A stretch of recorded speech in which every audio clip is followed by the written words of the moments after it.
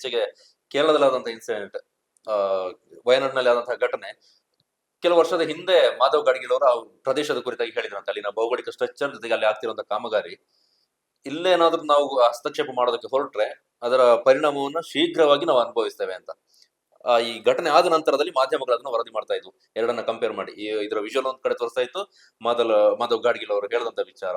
ಬಹುಶಃ ಈ ವಿಚಾರದಲ್ಲೂ ಕೂಡ ಅದೊಂದು ಒತ್ತಟ್ಟಿಗೆ ಇಟ್ಕೊಂಡು ಮಾತಾಡೋದಾದ್ರೆ, ಇಲ್ಲಿ ನೋಡಿ, ಒಂದು ಈ ವಿಚಾರ ಬಂದಾಗ ಅದರ ಸ್ಪಷ್ಟ ಚಿತ್ರಣವನ್ನ ಜನರಿಗೆ ತಲುಪಿಸಬೇಕಾಗಿತ್ತು, ಅದು ಆಗ್ಲಿಲ್ಲ. ಮುಖ್ಯ ಕಾರಣ ರಾಜಕೀಯ. ಎಲ್ಲರೂ ಕೂಡ ಒಟ್ಟು ಸೇರ್ಕೊಂಡ್ರು, ಆ ಪಕ್ಷ ಈ ಪಕ್ಷ ಅಂತ ಇಲ್ಲ.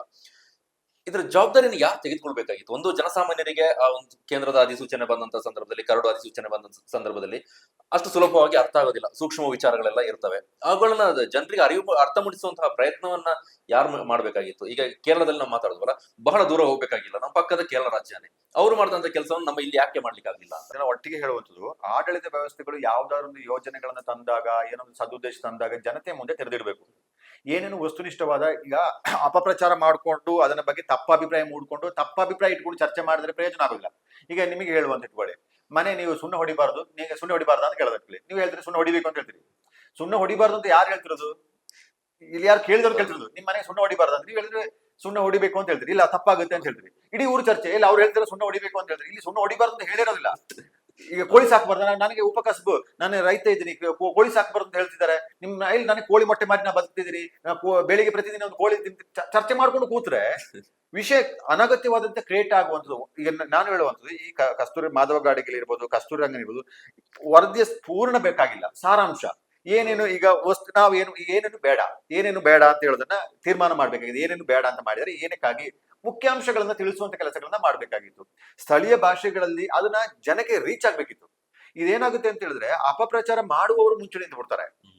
ಅವಾಗೇನ ಇತ್ತೀಚಿನ ವರ್ಷಗಳಲ್ಲಿ ಆಗಿರ್ಬೋದು, ಏನಾದ್ರು ಒಂದು ಮಸೂದೆಗಳಿರ್ಬೋದು, ತೀರ್ಮಾನಗಳಿರ್ಬೋದು, ಆಡಳಿತ ವ್ಯವಸ್ಥೆ ಏನನ್ನು ಜನರಿಗೆ ತಿಳಿಸೋಲ್ಲ. ಬಹುತೇಕ ಸಂದರ್ಭದಲ್ಲಿ ಜನರನ್ನ ಕತ್ತಲಿಟ್ಟಿಯಲ್ಲೇ ಕೆಲಸ ಮಾಡ್ತಾರೆ, ಅಥವಾ ಕನ್ಫ್ಯೂಷನ್ ಮಾಡೋ ಕೆಲಸನ ಅವರೇ ಮಾಡ್ಬಿಡ್ತಾರೆ. ಬೇಕು ಅಂತ ಹೇಳಿ ಗೊಂದಲ ಸೃಷ್ಟಿ ಮಾಡ್ಬಿಡ್ತಾರೆ. ಮತ್ತೆ ಈ ಯೋಜನೆ ಪರ ವಿರುದ್ಧ ಇರುವವರು ಒಳಗಿನೂ ಬೇರೆ ಬೇರೆ ಗೇಮ್ ಮಾಡುವಂತದ್ದು ಇರ್ತಾರೆ. ಈಗ ಏನಾಗುತ್ತೆ ಗೊತ್ತಾ ಸರ್, ಈಗ ಗಣಿಗಾರಿಕೆ ಬೇಡ ಅಂತ ಇಟ್ಕೊಳ್ಳಿ, ಕಲ್ಲುಗಾರಿಕೆ ಬೇಡ ಅಂತ ಹೇಳ್ತಾರೆ, ಮರಳು ಬೇಡ ಅಂತ ಕೈಗಾರಿಕೆ ಬೇಡ ಅಂತ ಹೇಳ್ತಾರೆ, ಉಷ್ಣ ವಿದ್ಯುತ್ ಸ್ಥಾವರ ಬೇಡ ಅಂತ ಹೇಳ್ತಾರೆ. ಈ ಉದ್ಯಮಗಳಲ್ಲಿ ಬಂಡವಾಳ ಹೂಡಿರುವವರು, ಈ ಉದ್ಯಮವನ್ನು ಅವಲಂಬಿಸಿರುವವರು, ಈ ಉದ್ಯಮದಲ್ಲಿ ಬದುಕು ಕಂಡುಕೊಂಡಿರುವವರು ಪ್ರತ್ಯಕ್ಷ ಪರೋಕ್ಷವಾಗಿ ದೊಡ್ಡ ಸಂಖ್ಯೆಯಲ್ಲಿ ಜನ ಇರ್ತಾರೆ. ಇವ್ರು ಏನ್ ಮಾಡ್ತಾರೆ ಅಂದ್ರೆ ಜನರನ್ನ ಎಬ್ಬಿಸುವ ಕೆಲಸಗಳನ್ನ ಮಾಡ್ತಾರೆ. ಗಣಿಗಾರಿಕೆಯಲ್ಲಿ ಇರುವವರಿಗೆ ಹೇರಳ ಪ್ರಮಾಣದಲ್ಲಿ ದುಡ್ಡಿನ ಸಂಪಾದನೆ ಬರ್ತಾ ಇರ್ತದೆ. ಅವರ ಉದ್ಯಮನ ರಕ್ಷಣೆ ಮಾಡೋದಕ್ಕೆ ಅವರೇನು ಬಂದು ಅಭಿಪ್ರಾಯ ವ್ಯಕ್ತಪಡಿಸಲ್ಲ. ಗಣಿ ನಡೆಸುವವನು ಗಣಿ ಬೇಕು ಅಂತ ಹೇಳಲ್ಲ. ಮರಳು ಗಾರಿಕೆ ಮಾಡುವನು, ಮರಳು ಗಣಿಗಾರಿಕೆ ಮಾಡುವವನು ಮರಳು ಬೇಕು ಅಂತ ಹೇಳಲ್ಲ. ಅವನೇನ್ ಮಾಡ್ತಾನೆ, ಮನೆ ಕಟ್ಟುವವನಿಗೆ ಹೇಳ್ತಾನೆ ನನಗೆ ಮರಳು ಸಿಕ್ತಿಲ್ಲ ಅಂತ ಹೇಳ್ತಾರೆ. ಇನ್ನೊಬ್ಬ ಲಾರಿಯವನು ಹೇಳ್ತಾನೆ ನಮ್ಗೆ ಮರಳು ನಿಷೇಧ ಮಾಡಿದಕ್ಕೆ ನಮ್ಗೆ ಬದುಕು ಹೋಗ್ತಿಲ್ಲ ಅಂತ ಬೇರೆಯವರಿಂದ ಮಾತಾಡಿಸ್ತಾರೆ. ಎಲ್ಲ ಸಂದರ್ಭದಲ್ಲಿ ಮಾತನಾಡಿಸುವಂತ ಪ್ರಕ್ರಿಯೆಗಳು ಬೇರೆ ಬೇರೆಗಳ ಮೂಲಕ ಆಗುತ್ತೆ. ಇವನ್ ಆಡಳಿತ ವ್ಯವಸ್ಥೆ ಏನೇ ಬಂದಾಗ ಜನತೆ ಮುಂದೆ ವರದಿ ಇಡಬೇಕು, ಅಥವಾ ಮಾಧ್ಯಮಗಳು ಸಹ ವಸ್ತುನಿಷ್ಠವಾದಂತ ವರದಿ ನೀಡಬೇಕು.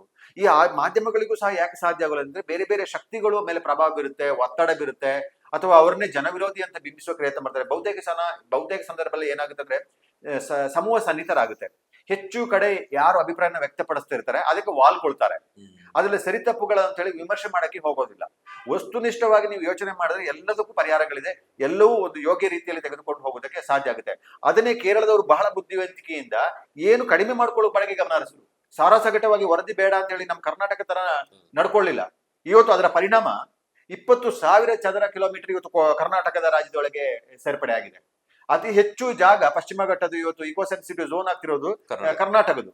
ಮಹಾರಾಷ್ಟ್ರದ 15,000 ಚದರ ಕಿಲೋಮೀಟರ್ ಇದೆ, ಕೇರಳದ 9-10,000 ಒಳಗೇನೆ ಅವ್ರಿಗಿದೆ. ಗುಜರಾತ್ ಕೇವಲ 444 ಚದರ ಕಿಲೋಮೀಟರ್ ಇದೆ, ಅದು ನೆಗ್ಲೆಜಿಬಲ್ ಇದೆ ಬಿಡಿ. ಕೇರಳ ಇವತ್ತು 10,000 ಒಳಗಿದೆ. ನಾವು ಕೇರಳಕ್ಕಿಂತ ಡಬಲ್ ಇವತ್ತು ಸೇರ್ಪಡೆ ಮಾಡ್ಕೊಂಡಿದೀವಿ. ಯಾಕೆ? ಇದರ ಪರಿಣಾಮ ಏನು? ಸಾರಾಸಗಟವಾಗಿ ಕಸ್ತೂರಿ ರಂಗನ್ ವರದಿ ಬೇಡ ಅಂತ ಹೇಳಿ ಮಾಡುವ ಕಾರಣಕ್ಕಾಗಿ ನಮಗೆ ಇವತ್ತು ಅದಕ್ಕೆ ನಾವು ಸಿಕ್ಕಾಕೊಂಡಿದ್ದು. ಇವನ್ ಈ ಕೇಂದ್ರ ಸರ್ಕಾರ ಇರ್ಬೋದು, ರಾಜ್ಯ ಸರ್ಕಾರಗಳಿರ್ಬೋದು, ಏನೇ ಯೋಜನೆಗಳನ್ನು ಮಾಡಿದಾಗ ಸ್ಥಳೀಯ ಭಾಷೆಯಲ್ಲಿ ಜನರಿಗೆ ಅರ್ಥ ಆಗುವ ರೀತಿಯಲ್ಲಿ ತಿಳಿಸ್ಬೇಕು, ಕಾರ್ಯಾಗಾರಗಳನ್ನು ಮಾಡಬೇಕು, ಮಾಧ್ಯಮಗಳ ಮೂಲಕ ತಿಳಿಸ್ಬೇಕು, ಚರ್ಚೆಗೆ ಬಿಡಬೇಕು, ಪ್ರಾಕ್ಟಿಕಲ್ ಆಗಿ ಏನು ಉದ್ದೇಶ ಅಂತ ತಿಳಿಸ್ಬೇಕು, ಏನಕ್ಕಾಗಿ ನಾವು ಇದನ್ನ ಮಾಡ್ತಿದ್ವಿ ಅಂತ ತಿಳಿಸ್ಬೇಕು. ಮತ್ತೆ ಇನ್ನೂ ಒಂದು, ನೀವು ಪಶ್ಚಿಮ ಘಟ್ಟ ಸಂರಕ್ಷಣೆ ಬಗ್ಗೆ ಅಷ್ಟೇ ಯೋಚನೆ ಮಾಡಿ ವರದಿ ಕೊಡುವಂಥದ್ದು, ಅದನ್ನ ಅನುಷ್ಠಾನ ತರುವಂತ ಅಷ್ಟಕ್ಕೆ ಯೋಚನೆ ಮಾಡಬಹುದು. ಅದರೊಂದಿಗೆ ಏನೆಲ್ಲ ನೀವು ನಿಷೇಧ ಮಾಡ್ತೀರಿ ಅದಕ್ಕೆ ಆಲ್ಟರ್ನೇಟಿವ್ ಏನು ಅಂತ ಯೋಚನೆ ಮಾಡಬೇಕು. ಆಲ್ಟರ್ನೇಟಿವ್ ಹೇಳಬೇಕು ಸಹ. ಈಗ ನೀವು ಗಣಿಗಾರಿಕೆಯನ್ನು ನಿಷೇಧ ಮಾಡ್ತೀವಿ, ಮರಳು ತೆಗಿಬಾರ್ದು ಅಂತ ಹೇಳ್ತೀವಿ, ಆದ್ರೆ ಹೆಚ್ಚುವರಿಗೆ ಹೊಣೆಗಾರಿಕೆಯನ್ನ ಹೊರೆಯನ್ನ ಯಾರು ನಿಭಾಯಿಸ್ತಾರೆ? ಇವತ್ತು ರಸ್ತೆ ಕಾಮಗಾರಿಗೆ 1 ಕೋಟಿ ಆಗುವಂಥದ್ದು ಈ ಮರಳು ಕಲ್ಲುಗಳ ಕೊರತೆಯಿಂದ 1.5 ಕೋಟಿಗೆ ಹೋಗ್ಬೋದು 1 ಕಿಲೋಮೀಟರ್ಗೆ. ಆಗ ಈ 50 ಲಕ್ಷವನ್ನು ಯಾರು ಕೊಡ್ತಾರೆ? ರಾಜ್ಯ ಸರ್ಕಾರ ಕೊಡ್ತಾ, ಕೇಂದ್ರ ಸರ್ಕಾರ ಕೊಡ್ತಾ? ಈ ತರನು ಯೋಚನೆ ಮಾಡ್ಬೇಕಲ್ಲ. ಅವಾಗ ಏನು ಅನಿಸ್ತದೆ ಜನರಿಗೆ ಏನು ಅನಿಸೋದಿಲ್ಲ. ಇವತ್ತು ಕೇಂದ್ರ ಸರ್ಕಾರವೇ ನೀವು ಈ ಯೋಜನೆಯನ್ನ ಪರಿಶ್ರಮ ಘಟನೆ ಇಕೋ ಸೆನ್ಸಿಟಿವ್ ಝೋನ್ ಅಂತ ಘೋಷಣೆ ಮಾಡಿ ಅದರ ನಿರ್ಬಂಧಗಳನ್ನ ರಾಜ್ಯ ಸರ್ಕಾರಗಳ ಮೂಲಕ ಸ್ಥಳೀಯ ಆಡಳಿತದ ಮೂಲಕ ಇಂಪ್ಲಿಮೆಂಟೇಷನ್ ರಾಜ್ಯ ಸರ್ಕಾರನೇ ಮಾಡ್ಬೇಕಾಗುತ್ತೆ. ಇವತ್ತು ಕೇಂದ್ರ ಸರ್ಕಾರ ಏನೇ ತೀರ್ಮಾನ ಮಾಡಿದ್ರು ಅದರ ಅಂತಿಮ ಅನುಷ್ಠಾನ ಬರುವಂತೂ ಸ್ಥಳೀಯವಾಗಿ ಬರೋದು. ನಿಮಗೆ ಏನ್ ಅನಿಸ್ತದೆ? ತಕ್ಷಣಕ್ಕೆ ಏನು ಆಗೋದಿಲ್ಲ. ಈಗ ನಾಳೆ ಕರಡು ಅಧಿಸೂಚನೆ 1 ವರ್ಷ ತೆಗೆದುಕೊಂಡು ಮುಂದಿನ 2027ಕ್ಕೆ ಇಕೋ ಸೆನ್ಸಿಟಿವ್ ಝೋನ್ ಅನ್ನು ಘೋಷಣೆ ಆದ ನಂತರ ರಾಜ್ಯಗಳು ಅನುಷ್ಠಾನಕ್ಕೆ ಮಾಡುವ ಸಂದರ್ಭದಲ್ಲಿ ಮೆಲ್ಲ ಪ್ರಕ್ರಿಯೆಗಳು ಪ್ರಾರಂಭವಾದಾಗ, ನೀವು ಏನಾದರೂ ಒಂದು ಪ್ರಕ್ರಿಯೆಗಳನ್ನು ಪ್ರಾರಂಭ ಮಾಡಿದಾಗ ಸಹಜವಾಗಿ ಎಲ್ಲ ಪ್ರಕ್ರಿಯೆಗಳು ಪ್ರಾರಂಭ ಆಗುತ್ತೆ. ಈಗ ಹೋಮ್ ಸ್ಟೇಗಳಲ್ಲಿ ಮರ್ಡರ್ಗಳು, ದರೋಡೆಗಳು ಏನೋ ಪ್ರಕರಣ ಆದ ನಂತರ ನೀವು ನವೀಕರಣಕ್ಕೆ ಹೋದಾಗ 10-15 ದಾಖಲೆ ತನ್ನಿ ಅಂತ ಹೇಳ್ತಾರೆ. ಆವಾಗ ಬಿಸಿ ಮುಟ್ಟುತ್ತೆ. ಆವಾಗ ನೀವು ಇಡೀ ಜಾಗತಿಕವಾಗಿಯೋ ಸುತ್ತಮುತ್ತಲೆಲ್ಲ ಯೋಚನೆ ಮಾಡಬೇಕು. ನನ್ನ ಬಗ್ಗೆ ಯೋಚನೆ ಮಾಡಾಗುತ್ತೆ. ಈಗ NOC ಆದ್ರೆ ಫಾರೆಸ್ಟ್ NOC ತನ್ನಿ, ಪರಿಸರ ಇಲಾಖೆ NOC ತನ್ನಿ ಎಲ್ಲ ತಂದಾಗ ಅವನು ಓಡಾಡ್ಬೇಕು. ನೀನ್ ಕೊಡ್ತಿದ್ಯಾ ಯಾರನ್ನೂ ಕೇಳೋದಿಲ್ಲ. ಅವನೇ ಅನುಭವಿಸ್ಬೇಕಿದೆ, ತೊಂದರೆ ಅನುಭವಿಸ್. ಇಷ್ಟೆಲ್ಲ ದಾಖಲಾತಿ ಯಾಕೆ ಅಂತ ಹೇಳ್ತಾರೆ. ಇದನ್ನ ಪ್ರಶ್ನೆಯಿಂದನೇ ವ್ಯವಸ್ಥೆ ಮಾಡ್ತಾ ಹೋದ್ರೆ ಈ ಸಮಸ್ಯೆಗಳು ಬರೋದಿಲ್ಲ. ನೀವು ಇನ್ವೆಸ್ಟ್ಮೆಂಟ್ ಮಾಡಿ, ಖರ್ಚು ಮಾಡಿ, ಅದನ್ನ ಅವಲಂಬಿಸಿ ಆ ನಂತರ ನೀವು ಪ್ರಕ್ರಿಯೆ ಸ್ಟಾರ್ಟ್ ಮಾಡಿದಾಗ ಸಹಜವಾಗಿ ಅವರ ಉದ್ಯಮವನ್ನು ಕ್ಲೋಸ್ ಮಾಡಕ್ಕಾಗಲ್ಲ. ನಾನು ಹೋಮ್ ಸ್ಟೇ ಸಣ್ಣ ವಿಚಾರ ಹೇಳೋದು. ಈಗ ಒಂದು ಹೋಟೆಲ್ ಇಟ್ಕೊಳ್ಳಿ, ದೊಡ್ಡ ಹೋಟೆಲ್ ರೆಸಾರ್ಟ್ ಅನ್ನ ಮಾಡಿ ಇಟ್ಕೊಳ್ಳಿ. ಎಲ್ಲ ಮಾಡಿ ಕನ್ವರ್ಷನ್ ಆಗಿಲ್ಲ ಅಂತ ಹೇಳಿದಾಗ ನೀವು ಕನ್ವರ್ಷನ್ ಮಾಡಿ ಅಂತ ಹೊರಟ್ರೆ, ಕನ್ವರ್ಷನ್ ಮಾಡದೆ ರೆಸಾರ್ಟ್ ಕಟ್ಟಿದ ಅಂತ ಇಟ್ಕೊಳ್ಳಿ. ಕನ್ವರ್ಷನ್ ಮಾಡ್ಬೇಕು ಅಂತ ಹೋದ್ರೆ ಅವನಿಗೆ ಹೆಂಗಾದ್ರೂ ಮಾಡಿ ವಾಮ ಮಾರ್ಗದಿಂದ ಆದ್ರೂ ಕನ್ವರ್ಷನ್ ಮಾಡಕ್ಕೆ ಎಲ್ಲ ಪ್ರಯತ್ನಗಳು ಮಾಡ್ಲೇಬೇಕಾಗಿದೆ. ಯಾಕಂದ್ರೆ ಇನ್ವೆಸ್ಟ್ಮೆಂಟ್ ಆಗಿ ಹೋಗಿರುತ್ತೆ, ಅಲ್ಲಿ ಒಂದು ಸ್ಟ್ರಕ್ಚರ್ ಬಂದು ಹೋಗಿರ್ತದೆ, ಬೇರೆ ದಾರಿಯೇ ಇರೋದಿಲ್ಲ. ಅವಾಗ ಏನೆಲ್ಲ ಮಾಡ್ಬೇಕು ಆ ಎಲ್ಲ ಪ್ರಕ್ರಿಯೆ ಮಾಡ್ತಾರೆ. ಫಸ್ಟ್ ಮಾಡ್ಬೇಕಾದ ಪ್ರಕ್ರಿಯೆಯನ್ನು ಕೊನೆಗೆ ಎತ್ಕೊಂಡ್ರೆ ಹೇಗಾಗುತ್ತೆ? ಈ ಎಲ್ಲ ಪ್ರಕ್ರಿಯೆಗಳನ್ನ ಮಾಡ್ಕೊಂಡೇ ಅದು ಚಾಲು ಆಗ್ಬೇಕಾಗುತ್ತೆ. ಆವಾಗ ಸಮಸ್ಯೆಗಳಿರೋದು. ಇಲ್ಲಿ ನನ್ನ ಪ್ರಕಾರ ಆಡಳಿತ, ನಿಮ್ಮ ಪ್ರಶ್ನೆಗೆ ಉತ್ತರ ಅಂದ್ರೆ ಆಡಳಿತ ವ್ಯವಸ್ಥೆ ಲೋಪ ಇದೆ. ವರದಿಯ ನೈಜಾಂಶವನ್ನ ಜನತೆಯ ಮುಂದೆ ತೆರೆದಿಡುವುದಕ್ಕೆ ಸುದೀರ್ಘ ಅವಧಿಯಿಂದ ವಿಫಲವಾಗ್ತಾನೆ ಬಂದಿದೆ. ಇವತ್ತು ಸಹ 7ನೇ ಕರಡು ಅಧಿಸೂಚನೆ ಹೊರಡಿಸಿದಾಗೂ ಸಹ ಪ್ರಶ್ನೆ, ಕಸ್ತೂರಿ ರಂಗನ್ ವರದಿಲಿ ಏನಿದೆ, ಜನರಿಗೆ ಏನು ತೊಂದರೆ ಆಗುತ್ತೆ ಅಂತ ಹೇಳೋದಷ್ಟೇ. ಜನರ ಆಂಗಲ್ ಅಲ್ಲೇ ಯೋಚನೆ ಮಾಡ್ತಿದ್ದಾರೆ. ಪಶ್ಚಿಮ ಘಟ್ಟದ ಸಂರಕ್ಷಣೆ ಯಾರಿಗಾಗಿ ಮಾಡ್ತಿರೋದು? ಇದು ಜನರಿಗಾಗಿ ಅಲ್ವಾ? ಪರಿಸರ ಸಂರಕ್ಷಣೆಯನ್ನ ಮಾಡೋದ್ರಿಂದ ಅದರ ಲಾಭ ಯಾರಿಗೆ ಸಿಗುತ್ತೆ? ಸುದೀರ್ಘಾವಧಿಗೆ ಜನರಿಗೇನೆ. ಅದು ಜನರಿಗೆ ಪರವಾಗಿರುವುದು ಅಂತ ಹೇಳುವಂತ ಭಾವನೆ ಯಾರಲ್ಲೂ ಮೂಡಿಸ್ತಾ ಇಲ್ಲ, ಮೂಡಿಸೋದು ಇಲ್ಲ. ಅದ್ರ ಬಗ್ಗೆ ಮಾತನಾಡೋದೇ ಜನವಿರೋಧಿ ಅಂತ ಹೇಳುವಂತ ರೀತಿಯಲ್ಲಿ ಆಗುತ್ತೆ. ಅವರಿಗೆಲ್ಲೋ ದುಡ್ಡು ಬರ್ತಾ ಇದೆ, ಅವರೇನೋ ಇದರ ಏಜೆಂಟ್ಗಳು, ಆ ಪರಿಸರವಾದಿಗಳ ಏಜೆಂಟ್ಗಳು, ರೋಗಿ ಪರಿಸರವಾದಿಗಳು, ವಿದೇಶಿ ಹಣದಿರುವವರು, ಷಡ್ಯಂತ್ರದ ಭಾಗಗಳು ಅಂತಾನೆ ಟೀಕೆ ಆಗುತ್ತೆ. ವಸ್ತುನಿಷ್ಠವಾದ ಚರ್ಚೆ ಮಾಡೋಕ್ಕೂ ಹೋಗಲ್ಲ, ಯಾರಿಗೂ ಇದ್ರ ಬಗ್ಗೆ ಆಸಕ್ತಿಯೇ ಇಲ್ಲ. ಇಲ್ಲಿ ಕಸ್ತೂರಿ ರಂಗನ್ ವಿರೋಧಿ ಹೋರಾಟ ಸಮಿತಿ ಸಭೆ ನಡೆಸಿದಾಗೂ ಸಹ ಏಕಪಕ್ಷೀಯವಾಗಿ ಇದು ಬೇಡ ಅಂತ ಹೇಳ್ತಾರೆ ಬಿಟ್ರೆ ಅಲ್ಲಿ ಹೇಳಕ್ಕೆ ಹೋಗಲ್ಲ. ಎಲ್ಲೋ ಒಂದೆರಡು ಜನ ಹೇಳಕ್ ಹೊರಟ್ರೆ ಅವ್ರ ಬಾಯನ್ನ ಮುಚ್ಚಿಸುವ ಕೆಲಸ ಆಗುತ್ತೆ. ಒಂದು ಹೆದರಿಸುವಂತ ಕೆಲಸಗಳು, ಬೆದರಿಸುವ ಕೆಲಸಗಳು ಸಾಮೂಹಿಕವಾಗಿ ನಡೀತದೆ. ಹಾಗಾಗಿ ಏನು ಇದೆ ಅಂತ ಹೇಳೋದು ಜನವಲಯಕ್ಕೆ ಗೊತ್ತಾಗದ ರೀತಿಯಲ್ಲಿ ಆಗ್ತಾ ಇದೆ. ಈಗ ಸುದೀರ್ಘವಾಗಿ ಇಷ್ಟು ವರ್ಷ ಕಾಲ ಆಯ್ತು, 6 ಅಧಿಸೂಚನೆ ಬಂತು, ಈಗ ಕೊನೆಯ ಬಾರಿಗೆ ಈಗಿರುವಂತಹ ಆಯ್ಕೆ ನಮ್ಮ ಮುಂದೆ ಏನಿದೆ? ಅಲ್ಲ, ಇನ್ನೂ ನಮಗೆ ಆಕ್ಷೇಪ ಸಲ್ಲಿಸೋದಕ್ಕೆ ಅವಕಾಶಗಳಿದ್ರೆ, ಕಂದಾಯ ಗ್ರಾಮಗಳನ್ನ ಬಿಡುವುದಕ್ಕೆ ಅವಕಾಶಗಳಿದ್ರೆ, ಸಾಧ್ಯ ಆದ್ರೆ ಟೆಕ್ನಿಕಲ್ ಆಗಿ ತಿಳಿದುಕೊಂಡು ವಸ್ತುನಿಷ್ಠವಾದ ಒಂದು ವರದಿ ಕೊಡಕ್ಕೆ ಸಾಧ್ಯ ಆಗುತ್ತಾ? ಎಲ್ಲಾದ್ರೂ ನಮ್ಮ ಕಂದಾಯ ಗ್ರಾಮಗಳನ್ನ ಈ ಯೋಜನೆ ವ್ಯಾಪ್ತಿಗಳನ್ನ ಬಿಡಕ್ಕೆ ಸಾಧ್ಯ ಆಗುತ್ತಾ ಅಂತಾನು ಯೋಚನೆ ಮಾಡ್ಬೇಕು. ಇಲ್ಲದೆ ಹೋದ್ರೆ ಈ ನಿಷೇಧಿತ ವಲಯ, ನಿರ್ಬಂಧಿತ ವಲಯಗಳಲ್ಲಿ ಏನಿದೆ ನಮ್ಮ ಗ್ರಾಮಗಳು ಇಲ್ಲ ಅಂತ ಹೇಳಿದ್ರೆ ಅದನ್ನ ನಾವು ಸ್ವೀಕರಿಸಬೇಕಾಗುತ್ತೆ. ಈಗ ಅರಣ್ಯ ಪ್ರದೇಶ, ಅರಣ್ಯದ ಅಂಚಿನಲ್ಲಿರುವ ಗ್ರಾಮಗಳಲ್ಲಿ ಬೃಹತ್ ಕೈಗಾರಿಕೆ ಬೇಡ ಅಂತ ಹೇಳಿರ್ಬೇಕಾದ್ರೆ ನಾನು ಬೃಹತ್ ಕೈಗಾರಿಕೆನೇ ಬೇಕು ಅಂತ ಯಾಕೆ ಬಯಸೋದು? ಇಷ್ಟು ವರ್ಷ ನಮ್ಮಲ್ಲಿ ಕೈಗಾರಿಕೆ ಇಲ್ಲ, ನಮ್ಮ ಬದುಕು ಸಾಗಿದೆ, ಅಲ್ಲಿ ಕೈಗಾರಿಕೆ ಮಾಡಬೇಕು, ಅದರ ಮುಂದೆ ಮಾಡಬಹುದು ಅಂತ ನಿರೀಕ್ಷಣೆ ಮಾತ್ರ ಅವಶ್ಯಕತೆ ಇಲ್ಲ. ದೊಡ್ಡ ಮಟ್ಟದ ಗಣಿಗಾರಿಕೆಗಳು ಈ ಇಕೋ ಸೆನ್ಸಿಟಿವ್ ಝೋನ್ ಅಲ್ಲಿ ಇಲ್ಲ ಅಂತ ಹೇಳಿದ ಮೇಲೆ ಮುಂದೆ ಭವಿಷ್ಯದಲ್ಲಿ ಗಣಿಗಾರಿಕೆಯಲ್ಲಿ ಆಗ್ಲಿ ಅಥವಾ ಗಣಿಗಾರಿಕೆ ಬಯಸಲಿ ಅಂತ ಹೇಳುವುದು ನಾವು ಯಾಕೆ ಮಾಡಬೇಕು? ಬೇಡ, ಇಲ್ಲದ ಗಣಿಗಾರಿಕೆ ಇಲ್ಲ.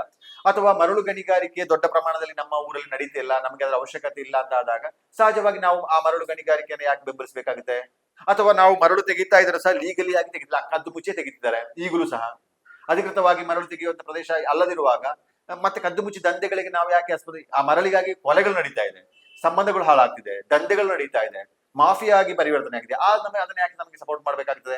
ಉಷ್ಣ ವಿದ್ಯುತ್ ಸ್ಥಾವರ ನಮ್ಮಲ್ಲಿ ಇಲ್ಲ, ಅದ್ರ ಬಗ್ಗೆ ನಾವು ಯಾಕೆ ತಲೆ ಕೆಡಿಸ್ಕೊಳ್ಬೇಕಾಗುತ್ತೆ? ಬೈ ಚಾನ್ಸ್ ನಮಗೆ ಯಾಕೆ ಸ್ವಾಗತ ಮಾಡೋಕ್ಕೂ ಸಾಧ್ಯ ಆಗೋಲ್ಲ? ನಮಗೆ ಸ್ವಾಗತ ಮಾಡಕ್ಕೆ ಸಾಧ್ಯ ಆಗೋದಾದ್ರೆ ಸ್ವಾಗತ ಮಾಡುವಂತ ವಿಶಾಲವಾದಂತ ಮನಸ್ಥಿತಿಯನ್ನು ಇಟ್ಟುಕೊಂಡು ಮುಂದೆ ನನಗೆ ಅನಿಸುವಂಥದ್ದು ಈ ಕರಡು ಅಧಿಸೂಚನೆಯನ್ನ ಅದು ಹೋಗುತ್ತೆ, ಒಂದೊಂದು ವರ್ಷದ ಒಳಗೆ ಅಂತಿಮ ಪ್ರಕ್ರಿಯೆ ಮುಗಿಸ್ಕೊಂಡು ಮುಂದೆ ಅದು ಅಧಿಸೂಚನೆಯಾಗಿ ಬರುತ್ತೆ, ಕಾನೂನು ಆಗುತ್ತೆ, ವ್ಯಾಪ್ತಿ ಆಗುತ್ತೆ. ಆ ಸಂದರ್ಭದಲ್ಲಾದ್ರೂ ನಮಗೆ ಈ ಇಕೋ ಸೆನ್ಸಿಟಿವ್ ಝೋನ್ ನಲ್ಲಿ ಜನರ ಬದುಕನ್ನ ಹಸನುಗೊಳಿಸುವುದಕ್ಕೆ, ಮೂಲಭೂತ ಸವಲತ್ತುಗಳನ್ನು ಒದಗಿಸುವುದಕ್ಕೆ, ಸುಸ್ಥಿರವಾದಂತ ಅಭಿವೃದ್ಧಿ, ಪರಿಸರ ಸ್ನೇಹಿ ಪ್ರವಾಸೋದ್ಯಮ, ಪರಿಸರ ಸಂರಕ್ಷಣೆಯೊಂದಿಗೆ ಅಭಿವೃದ್ಧಿ, ಈ ಎಲ್ಲ ಕಾಳಜಿನ ವಾಸ್ತವ ನೆಲೆಗಟ್ಟಲೆ ಮಾಡೋದಕ್ಕೆ ಏನೇನು ಮಾಡಬಹುದು ಅಂತ ಹೇಳೋದನ್ನ ಒಂದು ರೂಪುರೇಷೆ ಮಾಡಿಕೊಂಡು ವಸ್ತುನಿಷ್ಠವಾದಂತಹ ವರದಿಯನ್ನ ರಾಜ್ಯ ಸರ್ಕಾರಕ್ಕೆ ಕೇಂದ್ರ ಸರ್ಕಾರಕ್ಕೆ ಕೊಟ್ಕೊಂಡು ಜನರಿಗೆ ಒಂದು ಒಳ್ಳೆಯವಾದಂತಹ ಅಭಿವೃದ್ಧಿಯನ್ನ ಮಾಡೋದಕ್ಕೆ ಪ್ರಯತ್ನ ಯಾಕೆ ಮಾಡಬಾರದು ಅಂತ. ನಮಗೆ ನಮಗೆ ಏನ್ ಬೇಕಾಗುತ್ತೆ? ರಸ್ತೆ ಬೇಕಾಗುತ್ತದೆ, ಜನರಿಗೆ ನೀರು ಬೇಕಾಗುತ್ತೆ, ವಿದ್ಯುತ್ ಬೇಕಾಗುತ್ತದೆ. ಇಷ್ಟೇ ನಮಗೆ ಕನಿಷ್ಠ ಬೇಡಿಕೆಗಳೇ ನಮ್ಮ ಕೊಡಗಿನ ಜನರಲ್ಲಿ ಇದೆ. ಅದನ್ನ ಈಡೇರಿಸಿಕೊಳ್ಳುವುದಕ್ಕೆ ನಾವು ಒಂದು ಪ್ರಯತ್ನಗಳನ್ನ ಮಾಡ್ಕೊಳ್ಬೇಕಾಗುತ್ತೆ. ಅದನ್ನ ಹೇಗೆ ಮಾಡ್ಬೇಕು ನಾನು ಅಂದ್ಕೊಳ್ಳೋದಂದ್ರೆ, ಕರಡು ಅಧಿಸೂಚನೆ ನೀವು 6 ಕರಡು ಅಧಿಸೂಚನೆವರೆಗೂ ಹೊರಟಾಗನು ಏನು ಅಧಿಕೃತವಾದಂತಹ ಅಥವಾ ಬದಲಾವಣೆ ಮಾಡುವಂತಹ ಪ್ರಸ್ತಾವನೆಗಳನ್ನ ಅಥವಾ ಆಕ್ಷೇಪಗಳನ್ನ ಸಲ್ಲಿಸಿಲ್ಲ. ಆಗಿರ್ಬೇಕಾದ್ರೆ 12 ವರ್ಷ ಕಳೆದ ನಂತರ ನೀವು ನಿಜವಾದಂತಹ ಆಕ್ಷೇಪವನ್ನು ನಮ್ಮಿಂದ ಹೋಗುತ್ತೆ, ನಮ್ಮ ಜಿಲ್ಲೆ ನಮ್ಮ ರಾಜ್ಯದಿಂದ ಹೋಗುತ್ತೆ ಅಂತ ಹೇಳೋದನ್ನ ನಿರೀಕ್ಷೆ ಮಾಡಕ್ಕಾಗಲ್ಲ. ಮತ್ತೆ ಸಾರಾಸಗಟವಾಗಿ ರಾಜ್ಯ ಸರ್ಕಾರ ಇರ್ಬೋದು, ನಮ್ಮ ಜಿಲ್ಲೆಗಳಿರ್ಬೋದು, ಕಸ್ತೂರಂಗನ ವರದಿ ಅನುಷ್ಠಾನಕ್ಕೆ ನಮ್ಮ ವಿರೋಧ ಇದೆ ಅಂತ ಹೇಳುವ ಒಂದು ವರದಿ ಕೊಡ್ತಾರೆ. ಅವರು ಅಷ್ಟೇ ಅದನ್ನ ಏನು ಪರಿಗಣನೆ ಮಾಡದೆ ಡಸ್ಟ್ಬಿನ್ ಹಾಕ್ತಾರೆ, ಪರಿಗಣನೆ ಮಾಡೋದಿಲ್ಲ, ಏನು ಆಗಲ್ಲ. ಇಲ್ಲಿ ಜನರಿಗೆ ನಮ್ಮ ರಾಜ್ಯ ಸರ್ಕಾರ ವಿರೋಧ ಮಾಡಿದೆ ಅಂತ ಬರ್ತದೆ. ಅಂತಿಮ ಅಧಿಸೂಚನೆ ಹೊರಟಾಗ ಎಲ್ಲ ಮಾಧ್ಯಮಗಳು ಒಂದು ವರದಿ ಮಾಡಬಹುದು. ಕೊಡಗು ಸೇರಿದಂತೆ ರಾಜ್ಯದಲ್ಲಿ ಆಕ್ಷೇಪದ ನಡುವೆನೂ ಅಧಿಸೂಚನೆ ಅನುಷ್ಠಾನಕ್ಕೆ ಬರ್ತಾ ಇದೆ ಅಂತ ಹೇಳುವುದನ್ನಷ್ಟೇ ಹೇಳ್ಬೋದು. ನಮ್ಮ ಆಕ್ಷೇಪಕ್ಕೆ ಶಕ್ತಿ ಇಲ್ಲ ಅಂತ ಹೇಳುವುದನ್ನ ಯಾರು ಹೇಳಕ್ಕೆ ಬರಲ್ಲ. ಅದರಿಂದ ಯಾವ ಪ್ರಯೋಜನಗಳು ಆಗೋಲ್ಲ. ನಾನು ಇನ್ನೊಂದು ಸ್ಟೆಪ್ ಮುಂದೆ ಹೋಗಿ ಹೇಳುವಂಥದ್ದು, ಈ ಸೂಕ್ಷ್ಮ ಪ್ರದೇಶಗಳಲ್ಲಿ ಪರಿಸರ ಸೂಕ್ಷ್ಮ ಪ್ರದೇಶಗಳಲ್ಲಿ ಏನೇನ ಅಭಿವೃದ್ಧಿ ಕೆಲಸ ಮಾಡೋದಕ್ಕೆ ಸರ್ಕಾರಗಳನ್ನು ಹೇಗೆ ಒತ್ತಡ ಹೇರಬಹುದು ಅಂತ ನಾವು ಯೋಚನೆ ಮಾಡ್ಬೇಕಾಗ್ತದೆ. ಮರಳು, ಕಲ್ಲು ಇದೆಲ್ಲ ಸಿಗದಿರುವಾಗ ಅಭಿವೃದ್ಧಿಗೆ ಯಾವ್ದು ಧಕ್ಕೆ ಆಗ್ಬೋದು, ಇದನ್ನ ವಸ್ತುನಿಷ್ಠವಾಗಿ ನಾವು ಯೋಚನೆ ಮಾಡ್ಬೇಕಾಗುತ್ತದೆ. ಈಗ ನಮಗೆ ಕೆಲವರು ನಮಗೆ ಬಿ ಶೆಟ್ಟಿಗೆರೆಯ ಭಾಗದಲ್ಲಿ ನಮ್ಮ ಕ್ವಾರೆ ನಡೀತಿರುವ ಸಂದರ್ಭದಲ್ಲಿ ಜನ ನಮಗೆ ಆಕ್ಷೇಪ ವ್ಯಕ್ತಪಡಿಸ್ತಾ ಇದ್ರು. ಟಾರ್ ಮಿಕ್ಸಿಂಗ್ ಯೂನಿಟ್ಗಳಾದಾಗ ನಮಗೆ ಉಸಿರಾಡಕ್ಕೆ ಕಷ್ಟ ಆಗುತ್ತೆ ಅಂತೆಲ್ಲ ಹೇಳ್ತಾ ಇದ್ರು. ಅವಾಗ ಅವರಿಗೆ ಅದರ ದುಷ್ಪರಿಣಾಮ ಅನಿಸ್ತಾ ಇತ್ತು. ಅವಾಗ ಅದರ ಆಕ್ಷೇಪ ಹೆಚ್ಚಾಗ್ತಾ ಹೋದಾಗೆ ಹಾಗೆ ನಮಗೆ ಟಾರ್ ಎಲ್ಲಿಂದ ಬರೋದು, ಕಲ್ಲೆಲ್ಲಿಂದ ಬರೋದು, ಮಿಕ್ಸಿಂಗ್ ಮಾಡೋದಲ್ಲಿ ಹೊರೆ ಆಗುತ್ತೆ, ಕೆಲಸ ಕಷ್ಟ ಆಗುತ್ತೆ ಅಂತ ಹೇಳಿ. ಹಾಗಾದ್ರೆ ಒಂದು ರಸ್ತೆ ಮಾಡ್ಬೇಕಾದ್ರೆ ಪಕ್ಕದಲ್ಲೇ ಕ್ವಾರೆ ಮಾಡ್ಕೊಳಕಾಗುತ್ತಾ? ಊರುಡಿ ನಮ್ಮ ಊರಲ್ಲಿ ನಮ್ಮ ಮನೆ ಹಿಂದ್ಗಡೆ ರಸ್ತೆ ಮಾಡ್ಬೇಕಾದ್ರೆ ನಮ್ಮ ಮನೆ ಮುಂದೆ ಕ್ವಾರೆ ನಡೆಸ್ಬೇಕಾ? ಅದೇನು ಇಲ್ಲದೂ ನಡೆದಿದಲ್ವಾ? ಹೊರೆ ಹೆಚ್ಚು, ಖರ್ಚು ಹೆಚ್ಚಾಗ್ಬೋದು. ಎಸ್ಟಿಮೇಷನ್ ಮಾಡುವಾಗ ನಮಗೆ ಯಾಕಂದ್ರೆ ಯೂಸ್ ತವರಿ ಪರಿಸರವನ್ನ ಹಾಳು ಮಾಡಿ ಜನರಿಗೆ ತೊಂದರೆ ಆಗುವಂತ ಮಾಡಿ ನಮ್ಮ ಮೂಲಭೂತ ಸೌಕರ್ಯ ಬೇಕಾ ಬೇಡ ಅಂತ ಹೇಳೋದು ತಪ್ಪಾಗುತ್ತೆ. ಅದು ಒಂದು ಬ್ಲಾಕ್ ಮೇಲ್ ಮಾಡಿದ ಹಾಗೆ.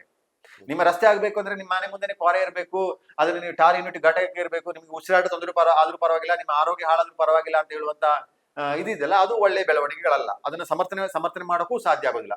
ಆದ್ರೆ ಅದನ್ನ ಆಲ್ಟರ್ನೇಟಿವ್ ನಾವು ಯೋಚನೆ ಮಾಡಬೇಕು. ಅದು ವಾಸ್ತವ ನೆಲೆಗಟ್ಟಲ್ಲೇ ಇರಬೇಕು. ಆ ನಿಟ್ಟಿನಲ್ಲಿ ನನಗೆ ಅನಿಸುವಂಥದ್ದು, ರಾಜ್ಯಕ್ಕೆ ಪಕ್ಷಗಳು ಏನೇ ತೀರ್ಮಾನ ಮಾಡಿದ್ರು ಅದು ಪಕ್ಷದ ನೆಲೆಗಟ್ಟಿನಲ್ಲಿ ಯೋಚನೆ ಮಾಡ್ತಾರೆ. ಲಾಭ ನಷ್ಟದ ಲೆಕ್ಕಾಚಾರವನ್ನೇ ಇಟ್ಟುಕೊಂಡೇ ಆ ರಾಜಕೀಯವನ್ನ ಮಾಡ್ತಾರೆ. ಜನಪರವಾಗಿ ಯೋಚನೆ ಮಾಡಬೇಕು ಅಂತ ಹೇಳಿದ್ರೆ ಪಕ್ಷಾತೀತವಾಗಿ ಸಂಘಟನೆಗಳು ಇದರ ಮುಂದಾಳತ್ವವನ್ನು ವಹಿಸ್ಕೊಳ್ಬೇಕಾಗುತ್ತೆ.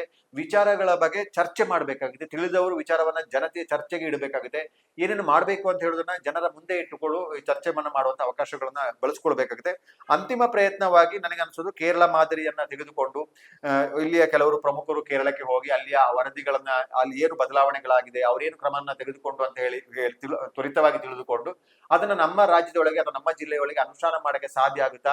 ಆ ರೀತಿ ಕ್ರಮಬದ್ಧವಾದಂತಹ ಆಕ್ಷೇಪವನ್ನ ಕೇಂದ್ರ ಸರ್ಕಾರಕ್ಕೆ ಸಲ್ಲಿಸುವುದಕ್ಕೆ, ಕೇಂದ್ರ ಪರಿಸರ ಮತ್ತು ಅರಣ್ಯ ಸಚಿವಾಲಯಕ್ಕೆ ಸಲ್ಲಿಸುವುದಕ್ಕೆ ನಮ್ಮಿಂದ ಸಾಧ್ಯ ಆದ್ರೆ ಆ ಸಾಧ್ಯತೆ ಮೇಲೆ ಅಂತಿಮ ಅಧಿಸೂಚನೆ ಹೊರಡುವಾಗ ಒಂದಿಷ್ಟು ಬದಲಾವಣೆಗಳಾದ್ರೆ ಏನಾದ್ರೂ ಜನ ವಿರೋಧಿ ಆಗದ ರೀತಿಯಲ್ಲಿ ನಾವು ಗಮನ ಹರಿಸ್ಕೊಳ್ಳುವಂತ ಸಾಧ್ಯ ಆಗುತ್ತೆ. ಅಂತಿಮ ವರದಿಯನ್ನ ಸ್ವೀಕರಿಸುವ ಸಂದರ್ಭದಲ್ಲೂ ಸಹ ಪ್ರತಿಯೊಬ್ಬರ ಬದುಕನ್ನು ಸಹ ಗಮನ ಇಟ್ಕೊಳ್ಬೇಕು. ಯಾರೊಬ್ಬರನ್ನ ಒಕ್ಕಲೆಬ್ಬಿಸುವ ಕೆಲಸಗಳ ಆಗ್ಬಾರ್ದು. ಕೃಷಿ ಚಟುವಟಿಕೆಗಳಿಗಾಗ್ಲಿ, ಕಾಫಿ ತೋಟ ಸೇರಿದಂತೆ ಜನರ ಜೀವನ ನಿರ್ವಹಣೆ ವಿಚಾರಗಳಿಗಾಗ್ಲಿ, ಮನೆ ದುರಸ್ತಿ ಮಾಡುವಂಥದ್ದಿರ್ಬೋದು, ಹೊಸದಾಗಿ ಮನೆ ಕಟ್ಟುವಂಥದ್ದಿರ್ಬೋದು, ಮನೆ ಅಭಿವೃದ್ಧಿ ಪಡಿಸುವಂಥದ್ದಿರ್ಬೋದು, ಕೃಷಿಯನ್ನ ಅಭಿವೃದ್ಧಿ ಪಡಿಸುವಂಥದ್ದಿರ್ಬೋದು, ಕಾಫಿ ತೋಟವನ್ನ ಅಭಿವೃದ್ಧಿ ಪಡಿಸಿರುವಂಥದ್ದು, ಇದಕ್ಕೆ ಯಾವುದೇ ನಿರ್ಬಂಧ ಇಲ್ಲದ ರೀತಿಯಲ್ಲಿ ಯೋಚನೆಯನ್ನ ಮಾಡಬೇಕಾಗುತ್ತೆ. ಎಟ್ ಎ ಟೈಮ್ ನೀವೇನ್ ಹೇಳಿದ್ರಿ, ಕೈಗಾರಿಕೆ, ಉಷ್ಣ ವಿದ್ಯುತ್ ಸ್ಥಾವರ, ಕಲ್ಲು ಗಣಿಗಾರಿಕೆ, ಮರಳು ಗಣಿಗಾರಿಕೆ, ಈ ಎಲ್ಲ ನಿರ್ಬಂಧಗಳನ್ನ ನಾವು ಸಹ ಮುಕ್ತವಾಗಿ ಸ್ವಾಗತವನ್ನ ಮಾಡಬೇಕಾಗಿದೆ. ಅದು ಬೇಕು ಅಂತ ಹೇಳುವಂತ ಅಗತ್ಯತೆ, ಅನಿವಾರ್ಯತೆ ಎರಡೂ ಸಹ ಇಲ್ಲ. ನಮಗೆ ಅನ್ವಯ ಆಗದಿರುವುದರ ಬಗ್ಗೆ ನಾವು ಆತಂಕ ಪಡುವಂತ ಕೊಡಗಿನ ಜನ ಆತಂಕ ಪಡುವಂತ ಅನಿವಾರ್ಯತೆ 100% ಇಲ್ಲ. ಅನಗತ್ಯವಾದ ಊಹೆ ಮಾಡಿಕೊಂಡು ಅಪಪ್ರಚಾರಗಳಿಗೆ ಕಿವಿ ಕೊಟ್ಟುಕೊಂಡು ತಲೆ ಕೆಡಿಸ್ಕೊಳ್ಳುವಂತ ಅಗತ್ಯತೆನೂ ಇಲ್ಲ. ಅಂತಿಮವಾಗಿ ನೀವು ಅಧಿಸೂಚನೆ ಹೊರಡಿಸಿ ಇಷ್ಟು ಗ್ರಾಮಗಳ ಜನರನ್ನ ಒಕ್ಕಲೆಬ್ಬಿಸ್ತೀವಿ ಅಂತ ಹೇಳಿದ್ರೆ ಯಾವ ಅಧಿಸೂಚನೆಯೂ ಉಳಿಯೋದಿಲ್ಲ. ಜನರ ವಿರುದ್ಧವಾದಂತ ಯಾವ ಅಧಿಸೂಚನೆ, ಯಾವ ತೀರ್ಮಾನ ತೆಗೆದುಕೊಂಡ್ರು ಸಹ ಜನ ರೊಚ್ಚಿಗೆದ್ರೆ ಯಾವುದು ಉಳಿಯೋದಿಲ್ಲ. ನಿಮಗೆ ಜನರನ್ನ ಒಕ್ಕಲೆಬ್ಬಿಸುವ ಪ್ರಕ್ರಿಯೆ ಸಾರಾಸಗಟವಾಗಿ ಇಕೋ ಸೆನ್ಸಿಟಿವ್ ಝೋನ್ ಇಂದ ಇರುವ ಪ್ರದೇಶಗಳಲ್ಲಿ ಈ 53 ಗ್ರಾಮದಿಂದ ಸಾರಾಸಗಟವಾಗಿ ಜನರನ್ನ ಒಕ್ಕಲೆಬ್ಬಿಸ್ತೀವಿ ಅಂತ ಹೇಳಿದ್ರೆ, ನೀವು ಕೃಷಿ ಮಾಡಬಾರದು ಅಂತ ಹೇಳಿದ್ರೆ, ನೀವು ಮನೆ ಕಟ್ಟಬಾರದು, ಮನೆ ದುರಸ್ತಿ ಮಾಡಬಾರದು, ಮನೆ ಅಭಿವೃದ್ಧಿ ಪಡಿಸಬಾರದು ಅಂತ ಹೇಳಿದ್ರೆ, ಕಾಫಿ ತೋಟವನ್ನ ನೀವು ರಿಸ್ಟ್ರಿಕ್ಷನ್ ಮಾಡಬೇಕು ಅಂತ ಹೊರಟ್ರೆ 100% ಅದೊಂದು ಮತ್ತೊಂದು ಜನಾಂದೋಲನ ಆಗುತ್ತೆ. ಅದನ್ನು ತಡೆಯುವುದಕ್ಕೆ ಯಾರಿಗೂ ಸಾಧ್ಯವಾಗಲ್ಲ. ಬಹುಶಃ ಈ ವರದಿಯನ್ನ ಶಿಫಾರಸು ಮಾಡ್ತಿರುವವರಿಗೆ, ಈ ವರದಿಯ ಕರಡು ಸೂಚನೆ ಹೊರಡಿಸ್ತಿರುವಂತಹ ಸರ್ಕಾರಕ್ಕೂ ಸಹ ಆ ಚಿಂತನೆ ಯೋಚನೆ ಇಲ್ಲ ಅಂತ ಹೇಳಿ ಭಾವಿಸ್ತೇನೆ. ಈಗ ನೀವು ಹೇಳಿದ ಹಾಗೆ ಈ ಸಂಘಟನೆಗಳು, ರಾಜಕೀಯ ಪಕ್ಷಗಳು ಈ ವಿಚಾರವಾಗಿ ಅಷ್ಟು ತಳಮಟ್ಟಕ್ಕೆ ಇಳಿದು ಕಾರ್ಯಪ್ರವೃತ್ತ ಆಗ್ತವೆ ಅಂತ ಅನ್ಸುತ್ತೆ. ಯಾಕಂತ ಹೇಳಿದ್ರೆ ಆಗೋದಾಗಿದ್ರೆ ಈ ಹಿಂದೆ 6 ಬಾರಿ ಅವಕಾಶ ಇತ್ತು. ಆ ಸಂದರ್ಭದಲ್ಲೂ ಕೂಡ ಅನೇಕರು ಉದಾಹರಣೆ ಕೊಟ್ಟಿದ್ದಾರೆ. ಕೇರಳದಲ್ಲಿ ಅಷ್ಟು ಮಟ್ಟಿಗೆ ಇಂಪ್ಲಿಮೆಂಟ್ ಆಗ್ಲಿಲ್ಲ, ಅವ್ರು ಬೇಕಾದ ರೀತಿಯಲ್ಲಿ ಮಾಡ್ಕೊಂಡಿದ್ದಾರೆ, ಅವರಿಗೆ ಯಾವ ರೀತಿ ಬೇಕು ಆ ರೀತಿಯಾಗೆಲ್ಲ ಬಂದಿದೆ ಅನ್ನೋ ನಿಟ್ಟಿನಲ್ಲಿ. ಆ ರೀತಿ ಆಗಿದೆ ಅಂದಾಗ ಇವ್ರಿಗೆ ಸಹಜವಾಗಿ ಅರಿವಿದ್ದೇ ಇರುತ್ತೆ ಅಲ್ಲಿ ಏನ್ ಮಾಡಿರ್ತಾರೆ ಅನ್ನುವಂಥದ್ದು. ಇವ್ರಿಗೂ ಅದನ್ನ ಮಾಡ್ಲಿಕ್ಕೆ ಅವಕಾಶ ಇತ್ತು, ಅದನ್ನ ಮಾಡ್ಲಿಲ್ಲ. ಜೊತೆಗೆ ಸಂಘಟನೆಗಳು ಈ ವಿಚಾರದಲ್ಲಿ ರಾಜಕೀಯ ಅತೀತವಾಗಿ ಯೋಚನೆ ಮಾಡ್ತವೆ ಅನ್ನೋದು ಕೂಡ ಇತ್ತೀಚಿನ ದಿನಗಳಲ್ಲಿ ಬಹಳ ಕಷ್ಟಕರ ಆಗುತ್ತೆ. ಯಾಕಂದ್ರೆ ಪ್ರತಿಯೊಂದು ಸಂಘಟನೆಗಳು ಕೂಡ ಪಕ್ಷಗಳ ಲೇಬಲ್ ಅಂಟಿಕೊಳ್ತಾ ಇದ್ದಾವೆ.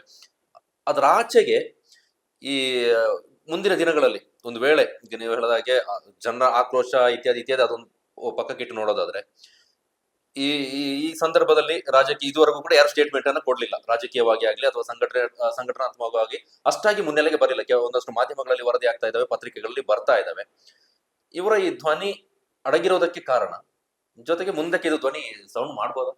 ಸಾಧ್ಯ ಆಗೋಲ್ಲ. ಯಾಕೆಂದ್ರೆ ವಸ್ತುನಿಷ್ಠವಾದಂತ ವಿಚಾರಗಳನ್ನ ಜನತೆಯ ಮುಂದೆ ತೆರೆದಿರುವ ಕಾರಣಕ್ಕಾಗಿ, ಸುದೀರ್ಘ ಅವಧಿಯಿಂದ ಈ ಯೋಜನೆಗಳ ಬಗ್ಗೆ ಚರ್ಚೆಯಲ್ಲಿರುವ ಕಾರಣಕ್ಕಾಗಿ ಜನರಿಗೆ ಅದರ ಬಗ್ಗೆ ತೀವ್ರತೆ ಬಗ್ಗೆ ಅಥವಾ ಅದನ್ನ ವಿರೋಧ ಮಾಡಬೇಕು ಅಂತ ಹೇಳುವ ಭಾವನೆ 100% ಬರೋಲ್ಲ.